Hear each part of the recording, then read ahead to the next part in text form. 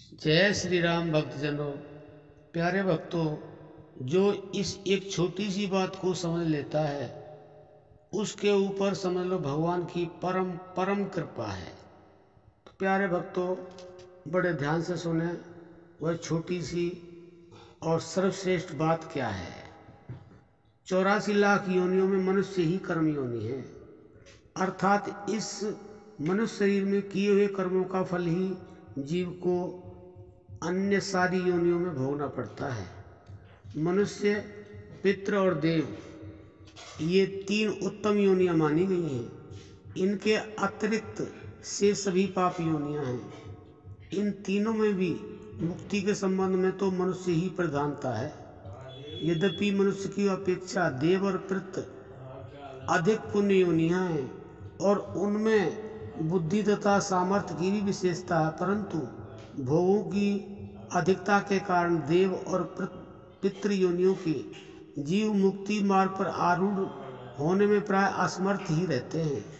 जब इस लोक में भी विशेष समृद्धशाली मनुष्य भोग विलास में फंसे रहने के कारण मुक्ति के मार्ग पर नहीं आते, तब स्वर्गाती लोगों में अनेक सिद्धियों को प्राप्त और भोग सामग्री में अनुरक्त लोग मुक्ति मार्ग में कैसे लग सकते हैं।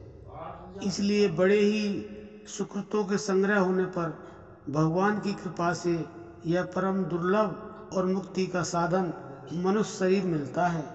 भगवान दया करके जीव को मुक्त होने का एक अवसर देते हैं।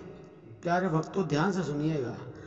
आकर 4,84,00,000 जेन भ्रमत यह जीव अविनाशी, फिरत सदा माया कर प्रेरा, काल कर्म स्वभाव गुण घेरा, कहूँ कहूँ कब तक कर करना नर देही, देत ईश बिन हेतु सनेही। ऐसे मनुष्य शरीर को पाकर हम लोगों को उस परम दयालु परमात्मा को तत्व से जानने के लिए परमात्मा के भजन के निमित्त प्राण पर्यंत चेष्टा करनी चाहिए। तो भगवान गीता के 9वें अध्याय और 33वें श्लोक में क्या कहते हैं भक्तजनों, बड़ा ध्यान से सुने। इस सुख रहित और क्षणभंगुर शरीर को प्राप्त होकर तू निरंतर मेरा ही भजन कर, क्योंकि यह शरीर परम दुर्लभ और पुण्य से मिलने वाला होने पर भी अब विनाशी और क्षण क्षण में क्षय होने वाला है।